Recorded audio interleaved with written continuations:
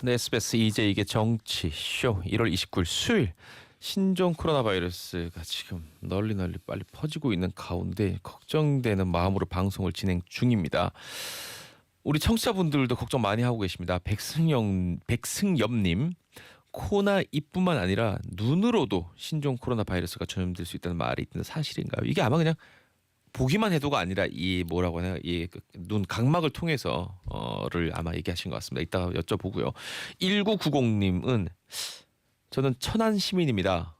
우한에서 이 전세기 타고 오는 교민들이 천안에 있는 시설에서 2주 동안 격리된다는 뉴스를 접하고 우리 천안 시민들 불안감이 커졌습니다. 이 격리한 동안 제대로 된 통제가 가능할까요? 이런 또 지역사회의 걱정도 또 보내주셨습니다. 이렇게 궁금하시는 것들, 걱정되는 것들은 샵 1035 50원 100원 1035입니다. 샵 1035 질문을 주시면 하나씩 또 풀어보겠습니다. 제가 무슨 수로 이걸 풀겠습니까? 강양구 기자님 제 옆에 와 계십니다. 안녕하십니까? 네, 안녕하십니까. 강양구입니다. 우리 토요일 코너죠. 과학이 정치를 네. 만났을 때에서 만나는 강양구 과학 전문 기자입니다. 왜 이분을 모셨냐면 저도 사실 그 연휴 중에 그 이제 뭐 의사 약사 이런 전문가들에게 물어봤는데 정확히 잘 몰라요 지금. 네, 맞습니다. 그게 정답이에요, 그렇죠? 네, 여기에 대해서 그렇기 때문에 이 과학 전문 기자로부터 시작해 좀 더 과학적으로 이 팩트와 이 이성적으로 한번 분석해 보자 이런 시간을 준비해봤습니다. 팩트 체크 들어가 보겠습니다. 가벼운 질문부터 우리가 최근에 겪었던 이 전염병으로 기억나는 게 사스하고 메르스 두 개예요, 그렇죠? 2003년에 사스 그리고 2015년 메르스가 있었죠. 네, 비교해 보면 어떻습니까 이번 신종 코로나 바이러스는? 일단은 이제 그 흔히 바이러스 하면은 전파력과 치사율 네. 이 두 가지가 가장 많은 관심이 쏠리시는 것일 텐데요. 과거의 감염병과 비교하면 전파력은 네. 사스와 비슷한 수준이거나 높은 편. 근데 이제 사스는 이제 2003년 일이니까 기억이 가물가물하실 것 아니에요. 네.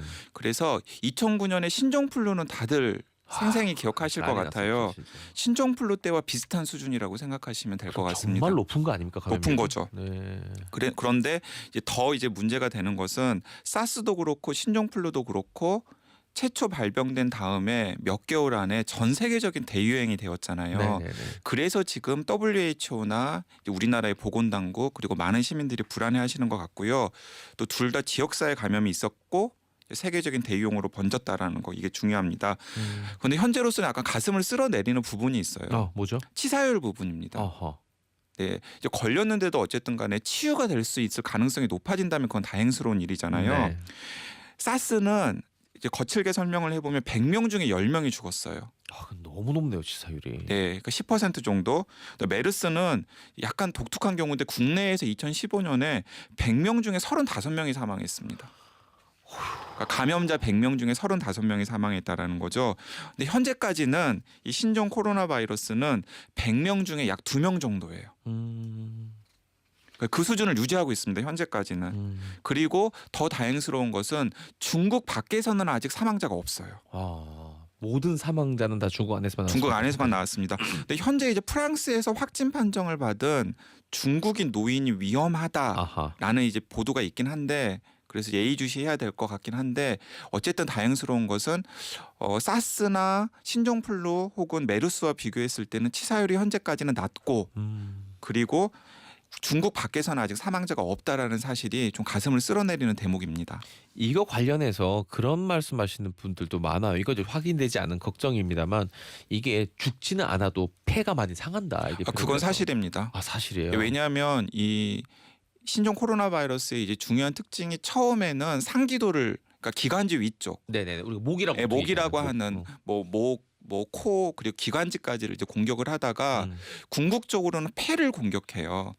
그러면 폐 섬유화 증상이라고 폐가 딱딱하게 굳는 증상이 일어납니다. 네. 근데 그건 현대 의학이나 과학 기술로 다시 원 상태로 회복시킬 수가 없어요.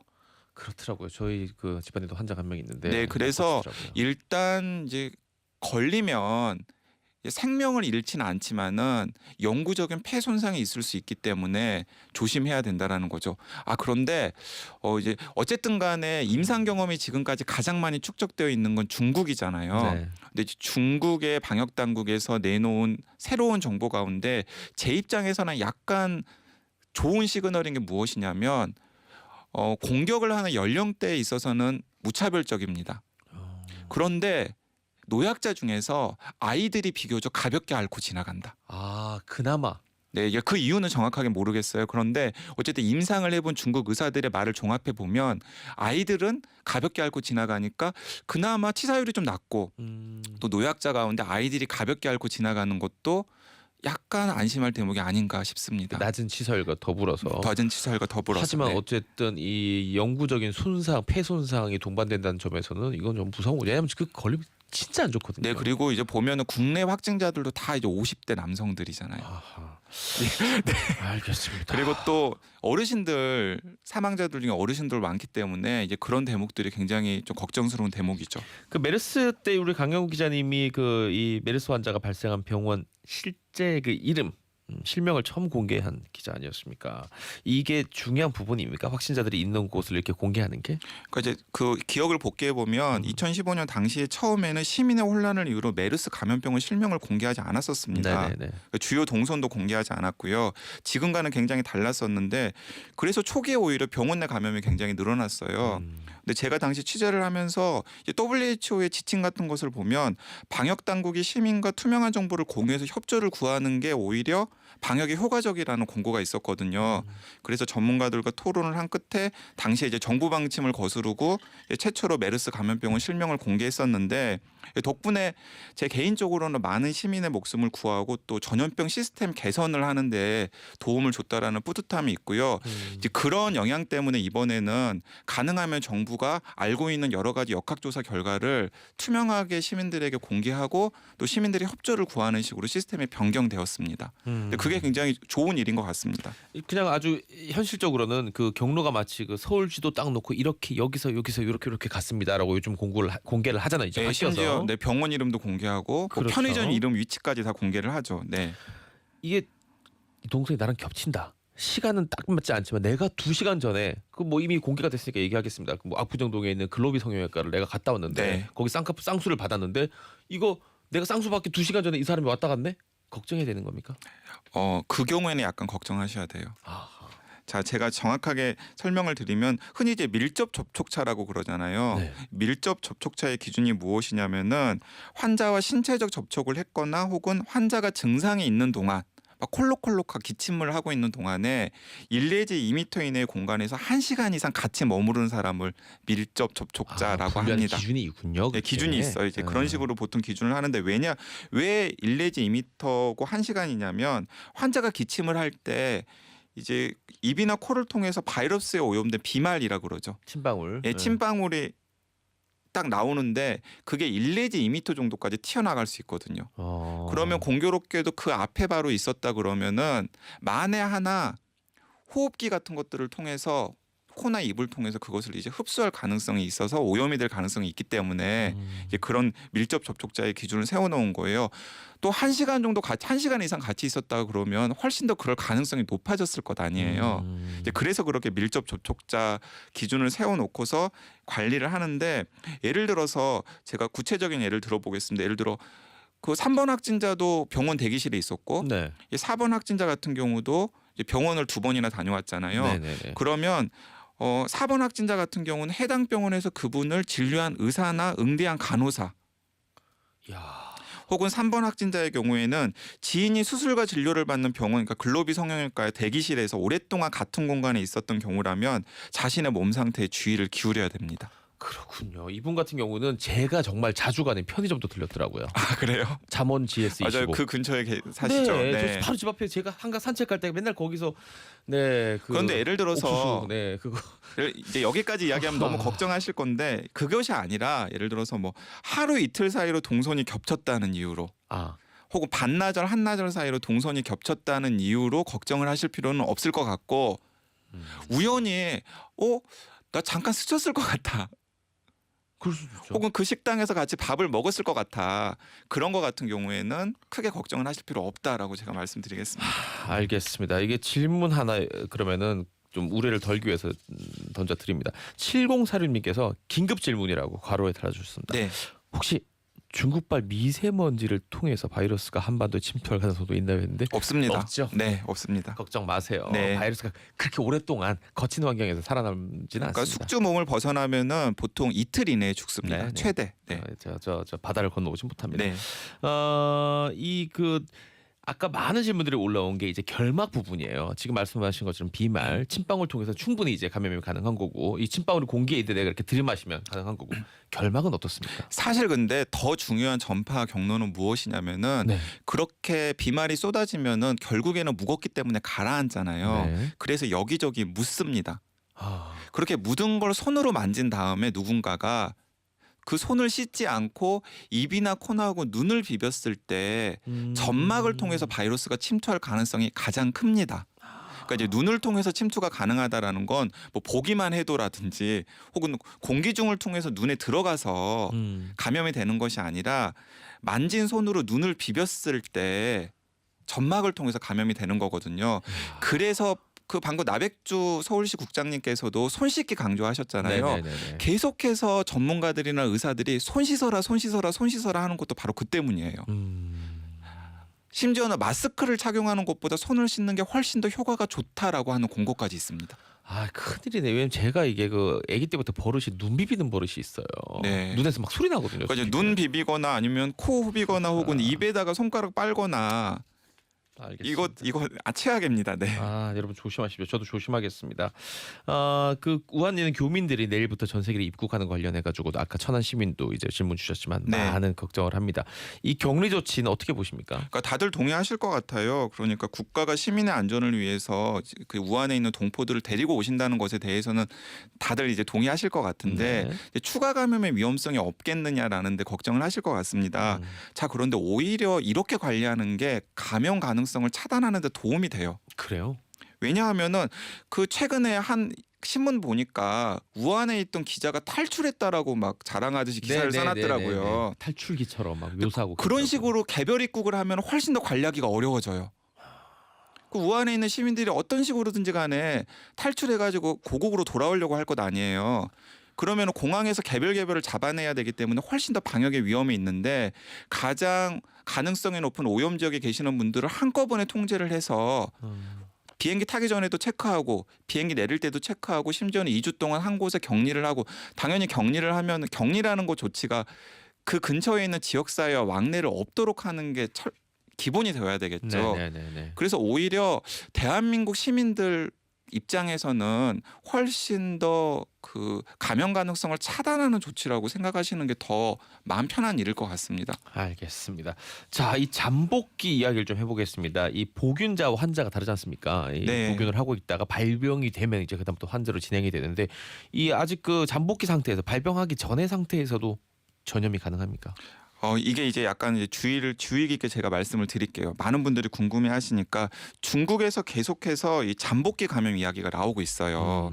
증상이 없는 잠복기 상태에서도 감염이 된다라는 이야기가 나오고 있고 WHO에서 27일 날에는 증거가 없다라고 이야기를 했긴 했는데 오늘은 약간 한 걸음 물러났어요. 아하. 잠복기에도 감염이 될 수도 있겠다. 라는 게 있을 수도 있다. 하지만 아직 그것을 뒷받침할 만한 확실한 과학적인 증거는 없다라는 게 WHO의 공식적인 입장이고요. 우리나라 질병관리본부는 감염 가능성은 낮은데 중국 정부가 저런 식으로 판단하는 것에 대해서 과학적 근거를 요청한 상태다라는 것이거든요. 그런데 모두가 다 공통적으로 동의하고 있는 게 있습니다. 네. WHO나 우리나라 질병관리본부나 중국 정부조차도 감염 가능성은 굉장히 낮다라는 거예요. 근데 왜 그럴 수밖에 없냐면 보통 바이러스가 타인에게 감염이 되려면 몸에서 증식을 해야 돼요. 그렇죠. 좀 많아야죠. 증식을 하면은 증상이 나타나고 증상이 나타나고 나면은 바이러스가 이거 얘는 됐고 다른 애한테 넘어가야지 하면서 이제 몸 밖으로 나오려고 하는 게 네, 이제 네. 타인에게 감염이 되는 거거든요. 자, 그렇기 때문에 증상이 없는 잠복기 상태에서는 심지어는 검사를 해도 검출이 안 될 정도로 바이러스 양이 적습니다. 그렇기 때문에 잠복기 상태에서 설사 타인에게 감염이 된다고 하더라도 그 감염 대상은 굉장히 밀접하게 접촉되어 있는 사람들, 가족들이에요.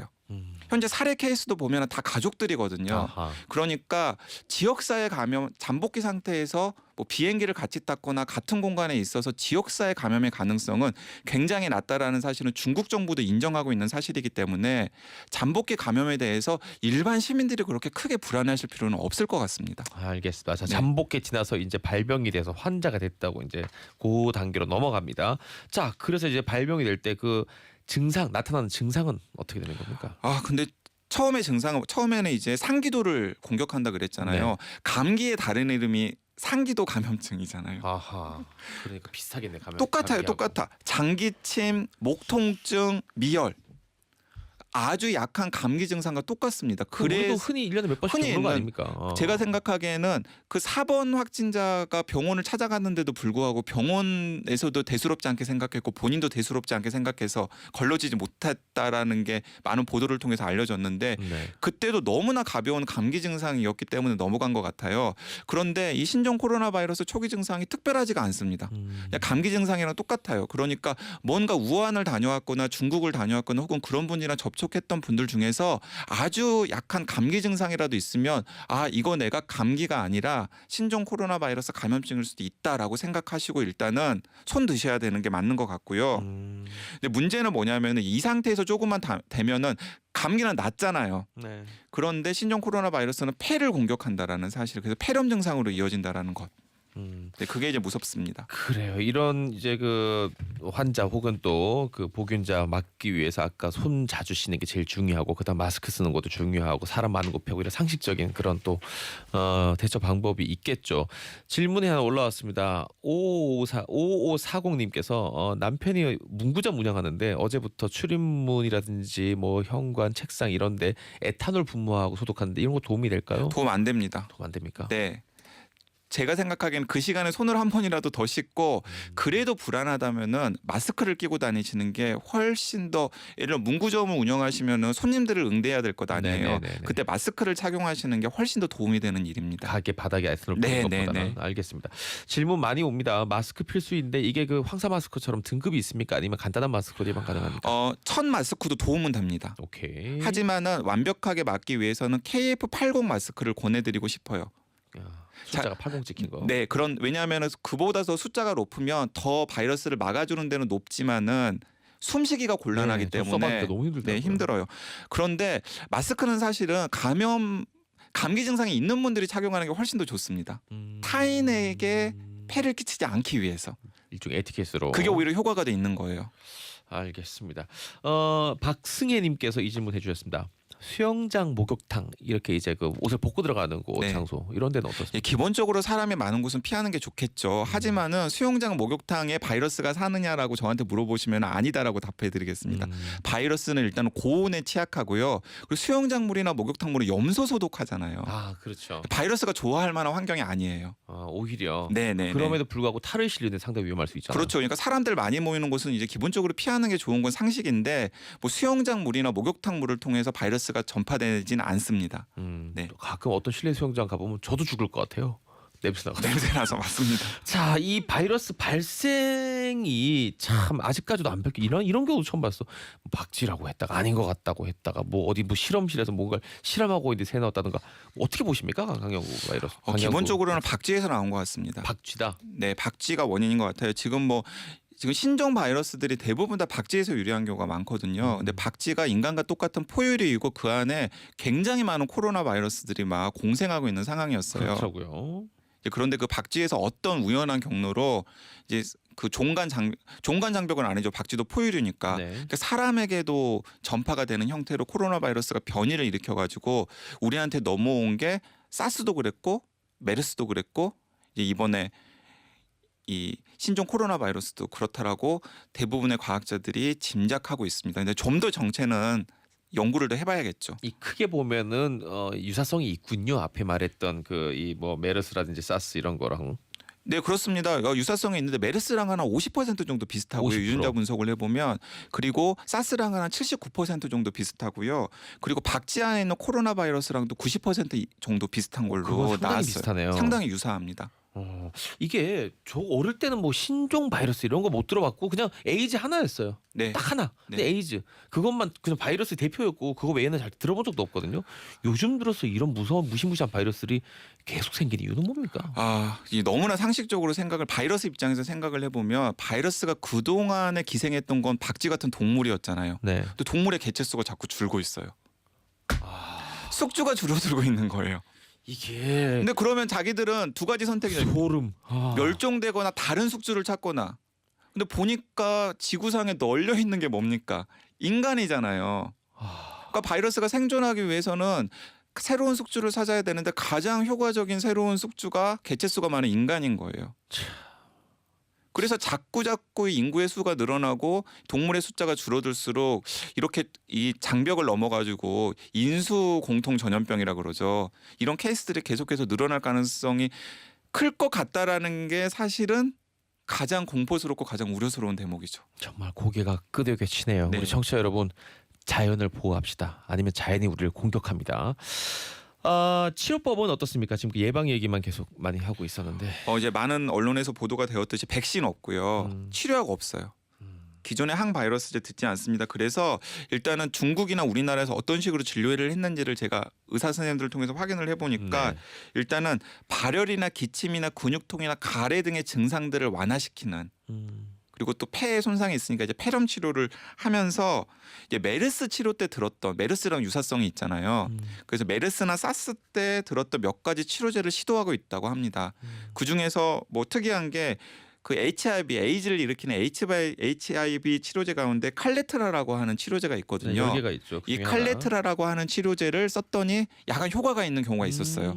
그래서 이 치료제를 지금 임상시험식으로 환자들에게 시도를 해보고 있다라고 하고 어떤 환자에게는 듣기도 한다라는 이야기를 들었습니다. 알겠습니다. 이제 뭐 확산세 시작이라고 봐야겠죠? 네, 앞으로 이제 1, 2주가 고비일 것 같아요. 1, 2주. 네. 근데 이제 많은 분들이 동의하기를 메르스 때보다는 그래도 우리나라 방역 당국이 잘 막고 있는 것 같은데 사실 운도 중요해요. 어떤 점에서 그렇죠? 그러니까 운도 좋아야죠. 왜냐하면은 방역이라는 게 기본적으로는 한정된 자원을 가지고 여기저기 막고 있는 거잖아요. 네네네네. 운이 나쁘면 이제 어딘가 뚫리는 것이고 그러네요. 이제 운이 좋으면은 잘 막을 수 있는 것이고 완벽하게 제어할 수가 없으니까요. 네. 그렇죠. 그래서 방역 당국뿐만 아니라 시민들이 참여하는 것도 굉장히 중요하다라는 생각이 듭니다. 알겠습니다. 뭐 여쭤볼 얘기가 많지만 앞으로 아까 말씀하신 것처럼 1주, 2주 계속 또 이어질 확산 조짐을 보이고 있으니까 필요하면 또 강영욱 기자님한테 좋은 얘기 또 들어보도록 하겠습니다. 서희은님께서 오늘 방송 너무 유익하다고 말씀하셨습니다. 네, 감사합니다. 자, 다음에 뵙겠습니다. 고맙습니다. 네, 감사합니다. 이제 이게 정치쇼 오늘 3변 시대 30분 늦게 시작합니다.